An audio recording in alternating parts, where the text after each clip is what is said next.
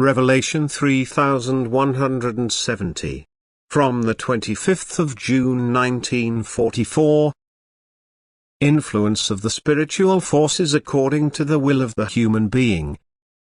The spiritual forces which are recognized by the human beings will always come into play, and thus the individual's train of thought is also influenced by those forces. Now the human being has to seriously account for whether his will is inclined towards the good or the bad, for according to his desire, his thinking and will, he is supported by spiritual forces which want to win him over. His way of life is decisive as to which spiritual forces join him. Furthermore, his attitude towards God determines which power these beings have over him, for a heartfelt prayer to God for help displaces the enemies of his soul, even though the human being has succumbed to temptations and let himself be carried away by actions which betray the visible influence of bad forces. The bad spiritual beings often take advantage of the human being's weakness and determine him to do deeds which are not right before God. But if the human being musters the will to unite with God in prayer, he will soon recognize the wrongness of his thoughts and actions and free himself from the oppressive forces by calling upon God for help against the tempter.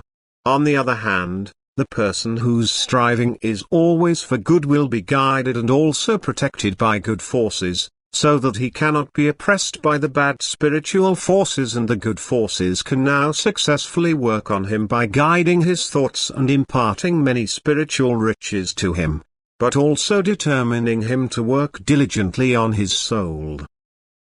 He will always and constantly seek contact with God and thereby also brightly and clearly recognize what is opposed to God's will. So he will also keep away from people who act contrary to God's will, and likewise he will also keep away spiritual beings through his will to be good.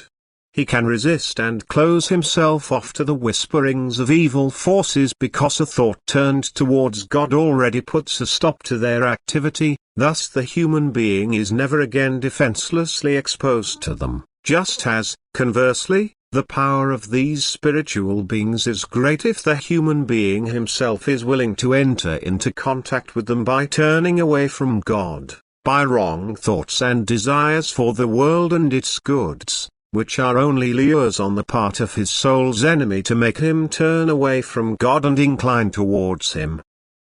Man can resist, he is strong enough to do so, as long as he unites himself with God in prayer. But if he shuts God out, he abandons himself to the forces and gives them power over him, from which he can then hardly free himself.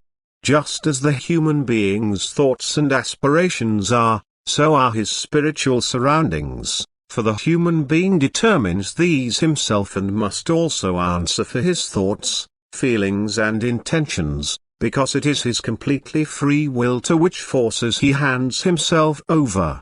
For no spiritual being's influence is so great that he is forced to act and think against his will. He enjoys God's protection if he calls upon him and thus establishes the connection with him, otherwise he hands himself over to the forces of darkness, and this is also his free will. Amen.